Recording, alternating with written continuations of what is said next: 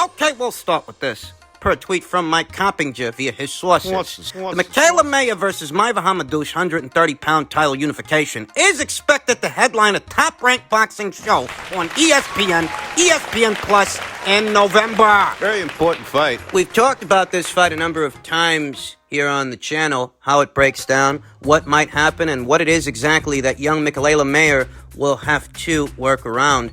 In this segment, I want to talk about the ramifications of the match. What happens? You know, depending on who wins. Michaela Mayer has been ranked as a pound-for-pound fighter on several popular pound-for-pound lists by several periodicals. I think Ring Magazine, ESPN. They have Michaela Mayer ranked as such a fighter. And I don't agree. They ranked her prematurely. That Michaela Mayer here today has proven herself to be just such a fighter. These pound-for-pound lists are often governed by an editorial panel and based on their knowledge and, you know, their anecdotes. That determines who goes where, whether they deserve it or not. It's not a full assessment of the landscape in women's boxing. I think that many of these editorial panels are largely ignorant to what other accomplished fighters are out there, their career accomplishments, and how some of those fighters are far more deserving of a rank than Michaela Mayer or Maiva Hamadouche or Maiva. And, you know, the good thing about this fight is that this will legitimize such a rank for Michaela if she wins, or Maiva if she wins. Neither one are on my pound-for-pound list. But one of them will be when the smoke settles. Should Michaela Mayer pull this off? Should she beat Maiva Hamadouche, unify those two world titles? That'll be the second active reigning world champion that Michaela Mayer has unseated and defeated. The first was Poland's own Iwa Brotnicka, the then unbeaten Iwa Brotnicka, who's set to be making her mixed martial arts debut very soon. No idea how that's gonna go. No idea about the girl she's fighting. Iwa was the first champion Michaela beat. Maiva could be the second. And if that's how the cookie crumbles, Michaela Mayer will have a very credible argument to be ranked as just such a fighter, just such a champion. Not just a world champion, but a pound-for-pound champion, a pound-for-pound fighter. Bona fide, true blue, genuine article, if she wins. Because Iwa defended that title multiple times. Maiva Hamadouche as well. Maiva has made several defenses of the blue belt, the IBF super featherweight title. Essentially, these aren't nobodies. Champions that were champions for all of 10 seconds. You know, these are champions that were champions for some time. In comes Michaela Mayer. Let's say she beats Maiva. That's the second active reigning world champion she will have beaten in one of the hottest divisions in women's boxing, one of the deepest divisions in women's boxing. There are no world titles of opportunity at 130 pounds. If you want a belt, you're going to have to go through something to get it, because they're not going to put it in your lap. You don't get to fight no Nancy nobody for a vacant title. It just doesn't work that way at 130 pounds. It really doesn't. And, you know, there are other divisions out there, more barren divisions, where you might end up fighting for 2, 3 vacant titles at a time against a single opponent, but not at 130 pounds. If you want to be a champion there, you've got to earn it. You've got to work for it. And Michaela's going to have to work in November. She locks horns with Maiva Hamadouche. Something very similar is true of Maiva Hamadouche. Maiva became this division's IBF super featherweight champion in 2016, many years ago, against Jennifer Salinas. And she has since defended the title officially. 6 times. 6 times officially, although she's fought 8 times total. 8 times since becoming this division's IBF super featherweight champion. She beats Michaela Mayer. She takes home that WBO title. She'll have a very strong argument to be ranked as a pound-for-pound fighter in her own respect, as she would be a long-reigning champion that has amassed title defenses and unified a title against another world champion. High-stakes stuff in November. Terry Harper's supposed to be returning around that time. Terry fucking Harper may have an even stronger argument to be ranked as a pound-for-pound fighter than the winner of this fight, because if Terry unifies with Hyun Mi Choi in November, and she wins that fight, That won't just be the second active reigning world champion she will have beaten. Yun Mi Choi's the longest reigning champion in this division. Mi Choi's been this division's WBA champion since 2013 when she beat Fujin Raika. She's a two-division champion overall. She actually held the WBA title at featherweight and super featherweight. Beat Shannon O'Connell there! You guys know Shannon? Shannon O'Connell of Australia. Shotgun Shannon O'Connell, who's been on a tear lately, giving all these unbeaten girls their first professional losses. Bianca Elmire, Kylie Fulmer, more recently, Shernika Johnson. She's set to be locking horns with Taylor Robertson very soon. That's Shannon O'Connell. Hyun Mi Choi beat her years ago. And this is who Terry's fighting. If Terry beats Hyun Mi Choi, or if Hyun Mi Choi by some chance beats Terry, the winner of that fight is a shoo-in to get on the Ring IQ pound-for-pound list as well. Essentially what I'm getting at is, the fall months are going to be big months for this division. And even if you feel that, some of these fighters, they ain't earned the rank yet. Yeah, maybe they haven't. After this fall, they will. Because this fall is going to be a big fucking time for the women's super featherweight division. Big things are set to happen. In other news, Demetrius Andrade, reigning WBO middleweight champion Demetrius Andrade, took to his social media and stated, "What's good, future of boxing Jermall Charlo? You need to ask Eddie if he can still get you that $7 million to fight me? If times are that tough, I got a debit card. I can get you a little cash to help a brother out. Laughing my ass off, hashtag lawsuit." And he's dying. This is obviously in reference to the very recent fiasco involving Jermall Charlo, some waitresses, a declined debit card, and I think 3 felony robbery charges, something along those lines. I mean, this is garnering Jermall Charlo. You can't afford to pay for the extra bacon. It's a few dollars. It's embarrassing, is what it is. It's embarrassing for Jermall Charlo to be involved in this kind of a fiasco when Jermall Charlo would have you believe that he's living large and he's getting all this money, this mystical, back-end money you're always hearing about from the Hamanites. This guy can't afford to pay for a couple eggs over easy on toast with a cup of coffee. Not in keeping with the image portrayed. Especially when it was Jermall Charlo himself that turned his nose up at Demetrius Andrade, his lack of marquee value, his living situation, as opposed to Jermall's, as if to say that Jermall is doing so fucking well. Not well enough that your card's not getting declined. Hey, you don't see Demetrius wrapped up in this kind of jackpot. But Jermall Charlo is, and it's embarrassing. It is embarrassing. Very recently, Adrian Bronier took to social media and expressed his discontent with Al Heyman. It sounds a lot like Adrian Bronier doesn't have full access to his own money. He's got to go through Al Heyman in order to get it. And further credence was lended to this notion when former PBC fighter Hugo Centeno co-signed Adrian Broner's sentiments. He cited this as the reason that he left the PBC. You have to wonder if Jermall Charlo isn't... What, are they doing the same thing with him? Is Jermall Charlo on some kind of an allowance? I mean, why wouldn't a prize fighter have full access to his own prizes, his own purses, his own money? Why would he have to go through his financial advisor? Because that's what Al Heyman is, after all, isn't he? He's an advisor. Why would they have to go through their advisor to get their own money? It's not like the guy was buying a house or he was at some kind of car dealership or something like that. It's not like he was making a major purchase. He was at a lounge. It's the most expensive thing on the menu, a continental breakfast? Couple of Coronas? Why would his card have gotten declined? These are questions that need answers.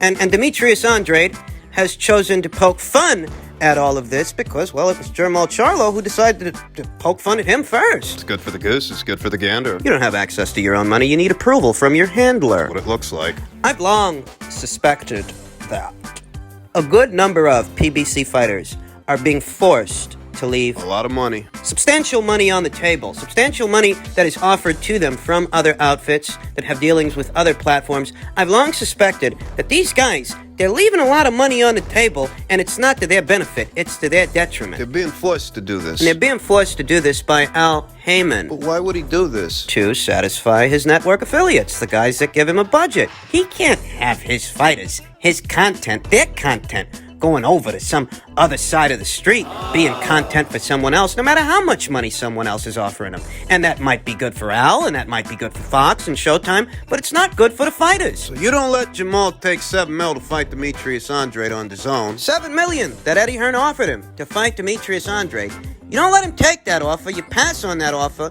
Also, he can turn around and have his debit card declined. Guy ain't got enough money to pay for a grilled cheese sandwich. What's he doing? Snatching pocketbooks, knocking over waitresses? I mean, this is embarrassing. Jermall Charlo is not some teen or some tween. He's a guy in his 30s. And if Al fucking Heyman is taking care of these guys the way these Heymanites say he's taking care of these guys, then why the hell is Jamal Charlo's card getting declined at what's a little more than a goddamn diner? Seriously, what's the most expensive thing on the menu? Not making any major purchases. He's not purchasing furniture here. We're talking about a lounge. Let me tell you something. This whole thing about all these PBC guys having all this fucking money, that's a fucking gimmick. And what Al Heyman is a music guy that transitioned into boxing to become a boxing guy. What do you know about music and what do you know about these music guys? They're all about gimmicks. They're all about keeping up appearances. You look behind the curtain. Those ain't diamonds. That's not platinum, that's aluminum. Those cars, they're not yours, those are rentals. It's all for show. It's all about keeping up appearances in order to avoid criticism for not letting his fighters take up opportunities with other outfits that have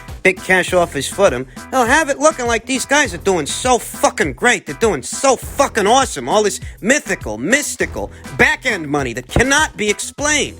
This is all to keep up appearances. Jim Charlo can't afford to pay for a continental breakfast. Javante Davis is in a hole $40,000 at some car dealership. Adrian Broner... Kyle's me $20. That owes everybody money. He's constantly facing financial hardships. And this is a former 4-division champion that has shared the ring with Sean Porter, shared the ring with Manny Pacquiao, shared the ring with Mikey Garcia. All things considered, a guy like Adrian Broner should be doing a lot better. And he's not. He's calling Al Heyman out by name to release his funds. Give him his money, because Al Heyman seems to be in control of it. You ask me what's going on here, and what I think is going on here is Al Heyman coaxes these guys, coaches these guys to keep up appearances, keep up the illusion, maintain the gimmick that they're doing fucking great, So that he don't get criticized for not letting him cross the street. because whether you're aware of it or not, these fighters' handlers have a fiduciary duty to get them the best deals that are out there. And sometimes those deals, they ain't on PBC's Isolation Island. Sometimes they might be on Matchroom and DAZN. Other times they might be on ESPN or somewhere else. But these guys, they're so focused on controlling these guys and keeping everything in-house, they're shortchanging those fighters major financial opportunities. And That's not acting in good faith. It really isn't. you know, in boxing's got a short shelf life. You gotta make your money while you can. And there's opportunities out there that these guys don't get to capitalize on. And the excuse is, well, they're making all this money. Al Heyman's PBC. These guys, they're all fucking millionaires. That's the excuse. It's the reason people often cite, whenever they're asked, why some of these guys don't take up some of these offers, don't take up some of these fights, don't perhaps cross the street to see what kind of money they got for them over there, because it seems like it's more money than what they're making staying where they are. This is the excuse people give. You ask me my opinion, I think Al Heyman has too much control of these guys, and it's starting to show. And finally, a tweet from Terrence Crawford, reigning WBO welterweight champion. Tweet that I didn't get to address. Terrence says, it's funny how they walked Yordenis Ugas into saying, fight an injured man. Now, they already trying to put that fight in the media. Makes me think a little bit. They play a dirty game, don't they? And, I highlighted this myself in my post-fight recap as far as what may happen next, because I didn't hear Yordenis Ugas make any mention of unifying titles with Terrence Crawford. Terrence Crawford, who's not injured. Terrence Crawford, who didn't have to pull out of a fight due to a detached retina. Yet Ugas focused on Spence. Spence, who reportedly is injured. Right. Spence, who reportedly may be out 6 months to a year Right. as a result of the detached retina. Why would Ugas... You're saying that the injured fighter is next. The injured fighter who may be out for 6 months to a year. The injured fighter whose injury allowed you to stand in his place. You're saying this is the guy you want to unify with next, and what's the ETA on that? It all looks a certain way, doesn't it? Every so often I'll pontificate here on the channel, present possible scenarios, different explanations for what's going on, and I'll get the odd guy that accuses me of being a conspiracy theorist because I don't believe everything I'm seeing, and I don't quite believe everything I'm reading. Yet you have guys like Bernard Hopkins. They know this business inside and outside of those ropes. They looked at that entire situation with a very suspicious eye. You see what Terrence Crawford's saying? He knows this business inside and outside of those ropes. Same fucking thing. But I'm the conspiracy theorist. Key points you want to pay attention to moving forward. Regardless of what the naysayers are naying about, what you need to pay attention to is just how long it takes Errol Spence Jr. to return to action. If it does in fact take him 6 months to a year to return to action, there's reason enough there to believe that the injury was real, that this wasn't all just a hoax, some kind of a maneuver. Yeah, if it takes him that long. Of course, staying out of action at duration of time don't benefit nobody. Don't benefit him, don't benefit his handlers, and it don't benefit their network affiliate. So if it does take him a long time to come back, that's reason enough to believe that the injury was real. But if you start seeing fucking miracles, miraculous recoveries, it's almost like the guy was never injured. Maybe, just maybe, it's because he wasn't. This is a dirty business. And if you think faking an injury is outside the realm of possibility, well, you must have been born yesterday. Am I telling you that's what's going on here? Am I telling you outright, without a shadow of a doubt, that that's what's going on? No, I'm just entertaining the possibility, because there's a lot more people that know this business better than I do that seem to think there's more going on here than meets the eye. Errol Spence Jr.'s eye, his left eye. Ugas' plan is to wait for Errol to come back. They walked him into that statement. That's what they basically did. And Ugas knows the situation. Ugas knows how he got this fight. Ugas is just as much on the inside as everybody else. So how could Ugas decide that Errol Spence Jr. is next when, according to reports, Errol's supposed to be out 6 months to a year? All this stuff about a Pacquiao rematch. I'll find it pretty fucking suspicious if Ugas versus Pacquiao turns out to be a 2-fight engagement, and then the winner of that 2-fight engagement ends up fighting Errol Spence Jr. Yeah, I might find that suspicious as well. All of these pay-per-views. It was supposed to be one pay-per-view. One pay-per-view between Manny Pacquiao and Errol Spence Jr., depending on the scenario, could possibly end up being 3. I mean, that's the scenario, is it? 2 Ugas versus Pacquiao fights, and then the winner moves on, takes on Errol Spence Jr. I'm not telling you that's what's going to happen. I'm telling you, if that does happen, that's cause for suspicion. Looks a little bit funny. All just works out perfectly, doesn't it? For an outfit that's supposed to deliver Fox 4 to 5 pay-per-views annually. Wraps itself up too neatly. Well, I know. Stranger things have happened. I get that. But, in the sport of boxing, faking an injury, stranger things have happened than that as well. I wouldn't rule anything out. I'd entertain several scenarios, several possibilities, whilst taking a wait-and-see approach, and depending on what happens, hindsight being 2020, we'll know what's what once Errol Spence Jr. returns. Whenever that is. 6 months to a year or sooner.